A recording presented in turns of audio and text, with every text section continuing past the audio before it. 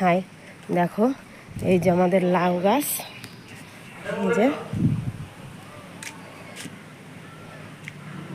আগে তেমন একটা লাউ হয়নি, এখন হচ্ছে। আর এখন এত পরিমাণে হচ্ছে যে আমরা খেয়ে পাচ্ছি না। এই দেখো 4টে কেটে নামিয়েছি, আর ওই এই যে ঝুলছে, এই যে একটা, এই যে, তারপরে এই যে,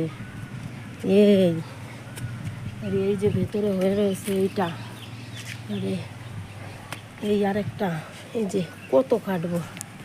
তারপরে এই দেখো আর একটা, এই যে, তারপর আরও একটা আছে বড়, সেটা বীজ রেখেছি।